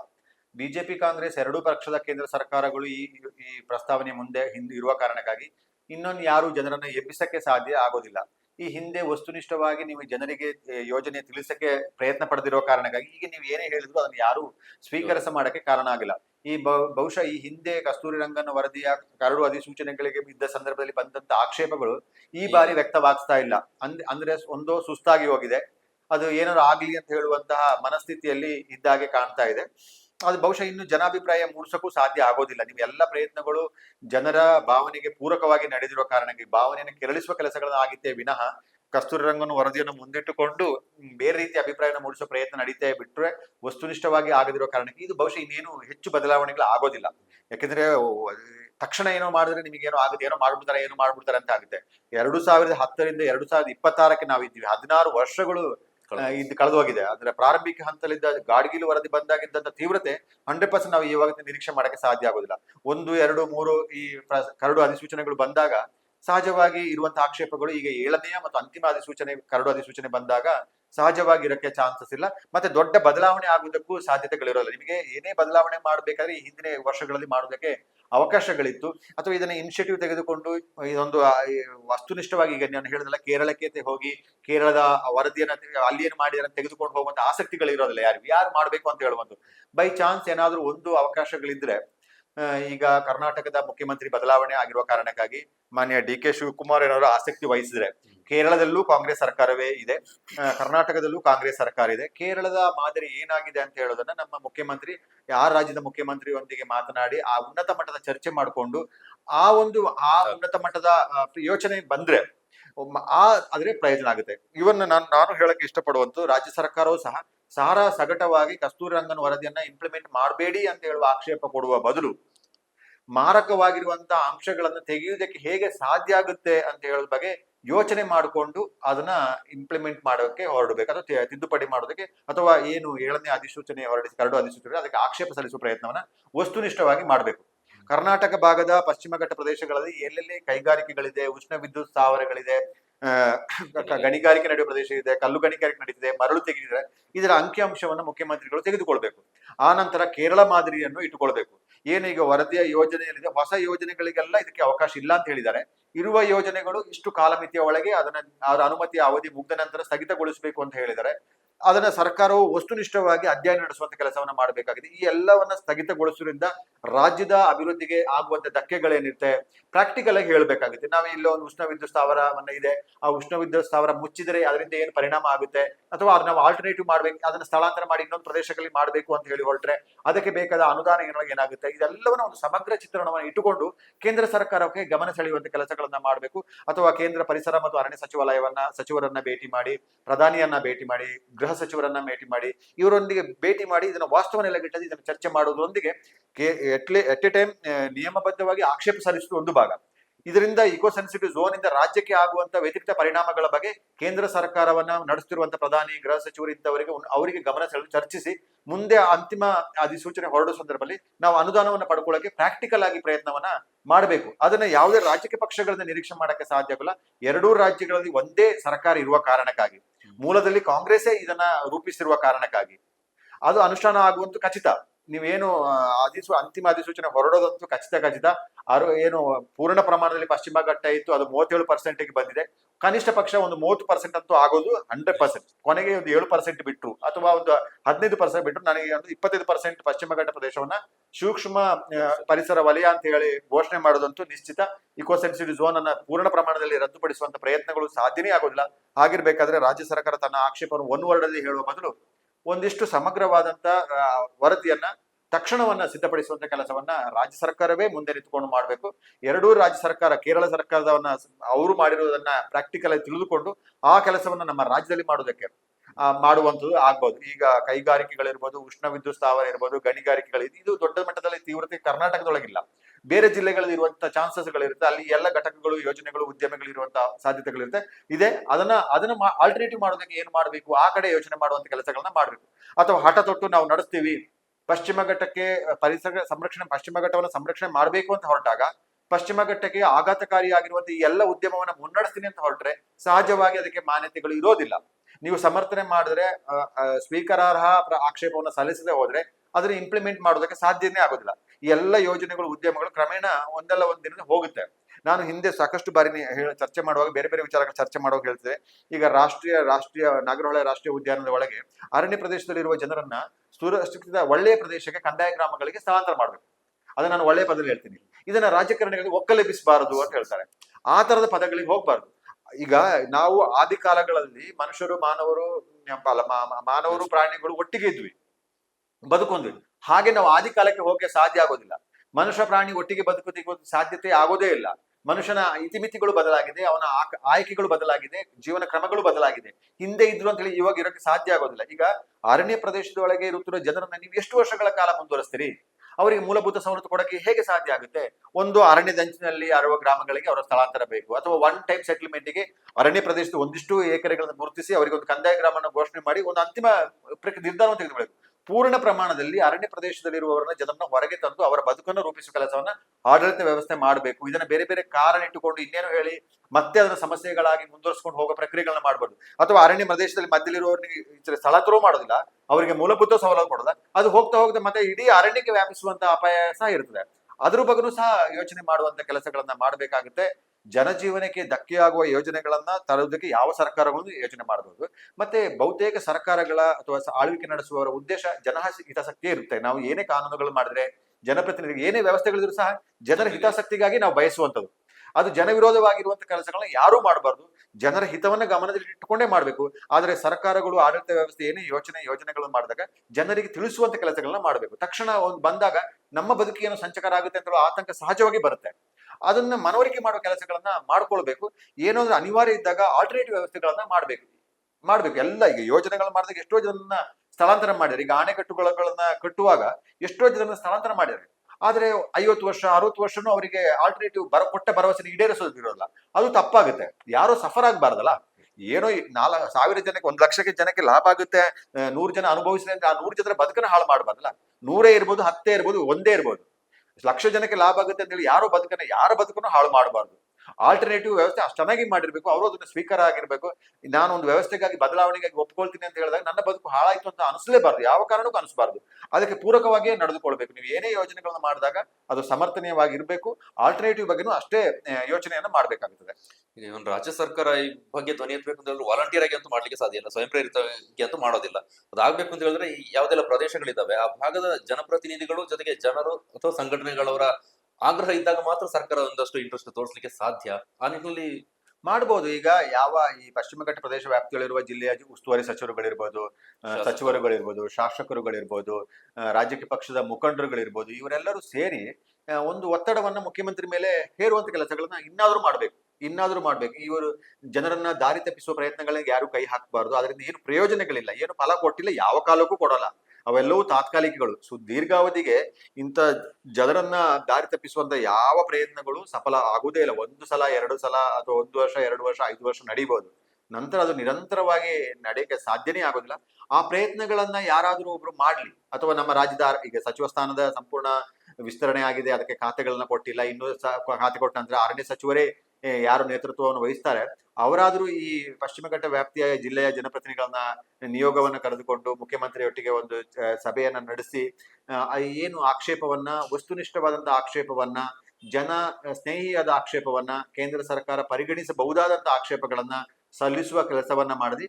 ಅದರೊಂದಿಗೆ ಪ್ರತ್ಯೇಕವಾಗಿ ಆಕ್ಷೇಪ ಸಲ್ಲಿಸುವುದರೊಂದಿಗೆ ಪ್ರತ್ಯೇಕವಾಗಿ ಇಕೋ ಸೆನ್ಸಿಟಿವ್ ಝೋನ್ ಇಲ್ಲಿರುವಂತಹ ಜನರ ಹಿತಾಸಕ್ತಿಯನ್ನು ಕಾಪಾಡೋದಕ್ಕೆ ಕೇಂದ್ರ ರಾಜ್ಯ ಸರ್ಕಾರ ಏನೇನು ಮಾಡಬಹುದು ಅಂತ ಹೇಳಿದ್ರೆ ಈಗಲೇ ಯೋಚನೆ ಮಾಡುವಂತ ಕೆಲಸವನ್ನ ಮಾಡಬೇಕು. ಅಂತಿಮ ಅಧಿಸೂಚನೆ ಹೊರಡಿಸುವ ಮುಂದೆನೆ ಇಕೋ ಸೆನ್ಸಿಟಿವ್ ಆಗುವ ಪ್ರದೇಶಗಳಲ್ಲಿರುವಂತಹ ಈ ಉದ್ಯಮಗಳನ್ನ ಬಂದ್ ಮಾಡೋದ್ರಿಂದ ಏನೆಲ್ಲ ಆಗ್ಬೋದು ಅಂತ ಹೇಳೋದನ್ನ ಈಗಲೇ ಯೋಚನೆ ಮಾಡಬೇಕಾಗುತ್ತೆ. ಅದಕ್ಕೆ ಆಲ್ಟರ್ನೇಟಿವ್ ಆಗಿ ಸರ್ಕಾರದ ಸಹಾಯ ಹೇಗಿರ್ಬೇಕು ಅಂತ ಹೇಳೋದನ್ನು ಸಹ ಯೋಚನೆ ಮಾಡಬೇಕಾಗುತ್ತೆ. ಅದನ್ನ ಅನುದಾನವನ್ನು ಪಡ್ಕೊಳ್ಳುವಂತಹ ಪ್ರಯತ್ನದಲ್ಲಿ ಈಗಲೇ ಅದನ್ನ ಕಾರ್ಯೋನ್ಮುಖರಾಗಬೇಕು. ಮತ್ತೆ ಸುಮ್ಮನೆ ನಾಳೆ ಈ ಮರಳು ತೆಗೆಯಕ್ಕೆ ಅವಕಾಶ ಇಲ್ಲ, ಕಲ್ಲು ತೆಗೆಯಕ್ಕೆ ಅವಕಾಶ ಇಲ್ಲ, ಅದಕ್ಕಾಗಿ ನಾನು ರಸ್ತೆ ಮಾಡಕ್ ಆಗ್ತಿಲ್ಲ, ಸೇತುವೆ ಕಟ್ಟಕ್ ಆಗ್ತಿಲ್ಲ, ಕಟ್ಟಡ ಕಟ್ಟಕ್ ಆಗ್ತಿಲ್ಲ ಅಂತ ನೆಪ ಹೇಳ್ತಾ ಕೂತ್ರೆ ಅದು ಪ್ರಯೋಜನಗಳಾಗೋಲ್ಲ. ಅದು ಅದರ ಪಾಡಿಗೆ ಪರಿಸರ ಸಂರಕ್ಷಣಾ ಪ್ರಕ್ರಿಯೆ ಅದರ ಪಾಡಿಗೆ ಅದು ನಡೀತಾ ಇರ್ತದೆ, ಇಲ್ಲಿ ಜನ ಅನುಭವಿಸುವಂತ ಆಗುತ್ತೆ. ಹಾಗಾಗಬಾರದು. ಸ್ವಲ್ಪ ಇವನ್ ಜನಪ್ರತಿನಿಧಿಗಳು ನಾನು ಹೇಳುವಂಥದ್ದು ಅಥವಾ ರಿಕ್ವೆಸ್ಟ್ ಮಾಡುವಂಥದ್ದು, ಚುನಾವಣಾ ರಾಜಕೀಯ ನಿಮ್ಮ ಗೆಲುವಿಗಾಗಿ ಮಾಡುವ ರಾಜಕೀಯ ಇದ್ದೇ ಇರ್ತದೆ. ಅದರ ಹೊರತಾಗಿ ಒಂದು ದೂರದೃಷ್ಟಿಯ ಯೋಚನೆಗಳನ್ನು ಸಹ ನೀವೇ ಮಾಡ್ಬೇಕಾಗುತ್ತೆ. ಎಲ್ಲರೂ ಈಗ 2 ಲಕ್ಷ 2.5 ಲಕ್ಷ ಜನ ಇದ್ರೆ ಅವರೆಲ್ಲರ ಅಭಿಪ್ರಾಯಗಳು ಒಂದೊಂದು ರೀತಿ ಇರುತ್ತೆ. ಅಷ್ಟು ಜನನ ಅಭಿಪ್ರಾಯ ತೆಗೆದುಕೊಂಡು ನಿಮಗೆ ಮಾಡಕ್ಕಾಗಲ್ಲ. ಆದ್ರೆ ನೀವೇ ಒಂದು ದೂರದರ್ಶನ ಇಟ್ಕೊಂಡು ದೀರ್ಘಾವಧಿಯಲ್ಲಿ ಏನ್ ನಡೀತಿದೆ, ಏನೇನು ಆಗ್ಬೇಕಾಗುತ್ತೆ ಅಂತ ಹೇಳುವಂತ ಒಂದು ವಿಶಾಲ ಮನಸ್ಥಿತಿಯು ನಿಮ್ಮಲ್ಲಿ ಬೇಕಾಗುತ್ತೆ. ನಿಮ್ಮ ಕ್ಷೇತ್ರದ ಮತದಾರರಿಗೆ ಮನವರಿಕೆ ಮಾಡುವಂತ ಕೆಲಸಗಳನ್ನ ಸಹ ನೀವು ಮುಂದೆ ನಿಂತು ಮಾಡ್ಬೇಕಂದ್ರೆ ನಿಮ್ಮಲ್ಲಿ ಒಂದು ವಿಶ್ವಾಸವನ್ನ ಸಹ ಜನರಿಗೂ ಬರಬೇಕು. ಇಲ್ಲ, ಇವರು ಒಳ್ಳೆ ದೂರದೃಷ್ಟಿಯನ್ನು ಹೊಂದಿದ್ದಾರೆ, ಇವರು ಬೇರೆ ಇವರ ಚುನಾವಣೆ ಉದ್ದೇಶಕ್ಕಾಗಿ ಇವರು ಹೀಗೆ ನಡೀತಿಲ್ಲ ಅಂತ ಹೇಳುವಂತ ಫೀಲ್ ಜನರಿಗೂ ಬರಬೇಕು. ಆವಾಗ ಸಹಜವಾಗಿ ಜನ ಸ್ವೀಕರಿಸ್ತಾರೆ. ಏನಿಲ್ಲದಿದ್ರೆ ಏನಾಗ್ತಾರೆ, ಬೇರೆ ಇವರು ಚುನಾವಣೆ ಗೆಲ್ಲೋದಕ್ಕಾಗಿಯೇ ಎಲ್ಲ ಮಾಡ್ತಿದ್ದಾರೆ ಅಂತ ಹೇಳುವಂತ ಒಂದು ಭಾವನೆ ಮನಸ್ಸೊಳಗೆ ಮೂಡ್ಬಿಟ್ರೆ ಅವು ಯಾವ್ದು ಸತ್ಯ ಯಾವ್ದು ಸುಳ್ಳು ಏನು ಹೇಳಕ್ಕಾಗಲ್ಲ, ಅಥವಾ ಮಾತನ್ನ ಸ್ವೀಕರಿಸಕ್ಕೂ ಸಾಧ್ಯ ಆಗದಂತ ಪರಿಸ್ಥಿತಿ ಬರ್ತದೆ. ಅದರ ಬದಲು ರಾಜಕೀಯ ನೇತಾರರುಗಳು ಅಷ್ಟೇ, ಜನಪ್ರತಿನಿಧಿಗಳು ಅಷ್ಟೇ, ಜನರಿಗೆ ದೂರದೃಷ್ಟಿಯ ಯೋಚನೆಗಳನ್ನ ಮಾಡುವಂತಹ ಪ್ರಕ್ರಿಯೆಗಳಿಗೆ ಚಾಲು ಮಾಡಬೇಕು ಅಥವಾ ಅದನ್ನ ರೂಢಿಸ್ಕೊಳ್ಬೇಕು. ಜನರು ಸಹ ನಿಮ್ಮೊಟ್ಟಿಗೆ ವಿಶ್ವಾಸ ಬರುವ ರೀತಿಯಲ್ಲಿ ನಿಮ್ಮ ನಡವಳಿಕೆಯೂ ಇರಬೇಕಾಗುತ್ತೆ. ಇದನ್ನ ನಮ್ಮ ಜನಪ್ರತಿನಿಧಿಗಳು, ಸಚಿವರುಗಳು, ಉಸ್ತುವಾರಿ ಸಚಿವರು, ಮುಖ್ಯಮಂತ್ರಿ ಮೂಲಕ ಮಾಡುವಂತ ಕೆಲಸಗಳು ಆಗ್ಲಿ ಅಂತ ಹೇಳೋದನ್ನ ಬಯಸ್ತೇನೆ. ವೀಕ್ಷಕರೀಗ ಕಸ್ತೂರಿ ರಂಗನ್ ವರದಿಯ ಕೊನೆಯ ಕರಡು ಅಧಿಸೂಚನೆ, 7ನೇ ಅಧಿಸೂಚನೆ ಕುರಿತಾಗಿ ಒಂದು ಕಂಪ್ಲೀಟ್ ಪಿಕ್ಚರ್ ನಿಮಗೆ ಸಿಕ್ಕಿರ್ಬೋದು ಅಂತ ಅಂದ್ಕೊಳ್ತೇನೆ. ಈ ಹಿಂದೆ ರಾಜಕೀಯ ಭಾಷಣಗಳು, ಅದು ಹೋರಾಟದ ವೇದಿಕೆಗಳಲ್ಲಿ ಎಷ್ಟು ಮಾಹಿತಿ ಸಿಕ್ಕಿದೆ ಗೊತ್ತಿಲ್ಲ. ಅದರ ಆಚೆಗೆ ಒಂದಷ್ಟು ವಿಚಾರಗಳು ಈ ಎಪಿಸೋಡ್ ಮೂಲಕ ನಿಮಗೆ ತಲುಪಿದೆ ಅಂತ ಅಂದ್ಕೊಳ್ತೇವೆ. ಈಗ ಸದ್ಯಕ್ಕಿರುವಂತಹ ಅವಕಾಶ ಮತ್ತೆ ಬೀದಿಗೆ ಇಳಿದು ಹೋರಾಟ ಮಾಡೋದು ನಮಗೆ ಕಸ್ತೂರಿ ರಂಗನ್ ವರದಿ ಬೇಡವೇ ಬೇಡ ಅಂತ ನಾವು ಆಗ್ರಹ ಮಾಡುತ್ತಾ ಕೂತ್ರೆ ಅದು 10ರ ಜೊತೆಗೆ 11ನೇ ಹೋರಾಟ ಆಗುತ್ತೆ. ಅದರಿಂದ ರಿಸಲ್ಟ್ ಏನು ಕೂಡ ನಿರೀಕ್ಷೆ ಮಾಡ್ಲಿಕ್ಕೆ ಸಾಧ್ಯ ಇಲ್ಲ. ಈಗಕ್ಕೆ ಇರುವಂತಹ ಅವಕಾಶ ಏನಂತಂದ್ರೆ ಜನಪ್ರತಿನಿಧಿಗಳು ಎಚ್ಚೆತ್ತು ರಾಜ್ಯ ಸರ್ಕಾರ ಮಟ್ಟದಲ್ಲಿ ಒಂದು ನೀಟಾಗಿ ಸ್ಟಡಿ ಮಾಡಿ ಒಂದು ಅರ್ಥಪೂರ್ಣವಾದಂತಹ ವರದಿಯನ್ನ ಕೊಡ್ಬೇಕು. ನಮ್ಮ ಆಕ್ಷೇಪ ಏನಿದೆ ಅರ್ಥಪೂರ್ಣ ಆಕ್ಷೇಪವನ್ನ ಕೊಡ್ಬೇಕಾಗುತ್ತೆ. ಅಸಲಿ ಆಕ್ಷೇಪವನ್ನ, ವಾಸ್ತವತೆ ಏನಿದೆ ಆ ನಿಟ್ಟಿನಲ್ಲಿ ಕೊಡುವಂತಹ ಪ್ರಯತ್ನವನ್ನ ಸರ್ಕಾರ ಮಟ್ಟದಲ್ಲಿ ಆದ್ರೆ ಮಾತ್ರ ಇದಕ್ಕೆ ಒಂದು ತಾರ್ಕಿಕವಾಗಿ ಒಂದು ಪರಿಹಾರ ಸಿಗ್ಲಿಕ್ಕೆ ಸಾಧ್ಯ. ಜೊತೆಗೆ ನಾವು ಏನು ಗಂಭೀರವಾಗಿ ಚಿಂತಾಕ್ರಾಂತರಾಗ್ತೇವೆ ಅದರಿಂದ ಒಂದಷ್ಟು ಮುಕ್ತಿ ಪಡಿಲಿಕ್ಕೆ ಸಾಧ್ಯತೆ ಇದೆ. ಅದರ ಅವಕಾಶ ಇರುವಂತದ್ದು ಜನಪ್ರತಿನಿಧಿಗಳಿಗೆ, ಸರ್ಕಾರಕ್ಕೆ, ಮುಖ್ಯಮಂತ್ರಿಗಳಿಗೆ. ಆ ನಿಟ್ಟಿನಲ್ಲಿ ಅವರು ಮನಸ್ಸು ಮಾಡ್ತಾರ ಗೊತ್ತಿಲ್ಲ. ಯಾಕಂದ್ರೆ ಈಗ ಕೊನೆಯ ಕರಡು ಅಧಿಸೂಚನೆ ಒಂದು ವೇಳೆ ಏನೂ ಆಗ್ಲಿಲ್ಲ, ನಾವು ಮೌನವಾಗಿ ಕೂತ್ರೆ ಮುಂದಿನ 1-2 ವರ್ಷದ ಒಳಗೆ ಅಂತಿಮ ಅಧಿಸೂಚನೆ ಬರುತ್ತೆ, ಎಲ್ಲವೂ ಕೂಡ ವ್ಯಾಪ್ತಿಯೊಳಗೆ ಸೇರ್ಪಡೆ ಆಗುತ್ತೆ. ನಿಮ್ಗೆ ಏನಾದ್ರು ಅನ್ಸಿದ್ರೆ ಕಮೆಂಟ್ ಮಾಡಿ. ಥ್ಯಾಂಕ್ ಯು ಗುಟ್ಟಪ್ಪ, ವಿಚಾರವಾಗಿ ಮಾತಾಡೋದಕ್ಕೆ, ಅನೇಕ ವಿಚಾರಗಳನ್ನ ಹಂಚಿಕೊಂಡ್ರಿ. ಧನ್ಯವಾದ. ನಿಮಗೆ ಈ ಕುರಿತಾಗಿ ಏನಾದ್ರು ಅಭಿಪ್ರಾಯ ಇದ್ರೆ ಅಥವಾ ಹಿಂದಿನ ಹೋರಾಟಗಳು ಆದಂತಹ ಬೆಳವಣಿಗೆಗಳ ಬಗ್ಗೆ ಏನಾದ್ರು ಅನ್ಸಿದ್ರೆ ಕಮೆಂಟ್ ಮೂಲಕ ತಿಳಿಸಿ. ಥ್ಯಾಂಕ್ ಯು ಈ ಎಪಿಸೋಡ್ ಅನ್ನ ನೋಡಿದಕ್ಕಾಗಿ. ಮುಂದಿನ ಎಪಿಸೋಡ್ ನಲ್ಲಿ ಮುಂದಿನ ವಿಚಾರದ ಜೊತೆ ಮಾತಾಡ್ತಾ ಸಿಗ್ತೇನೆ. ಎಲ್ಲರೂ ಕ್ಷೇಮವಾಗಿರಿ. ಧನ್ಯವಾದ.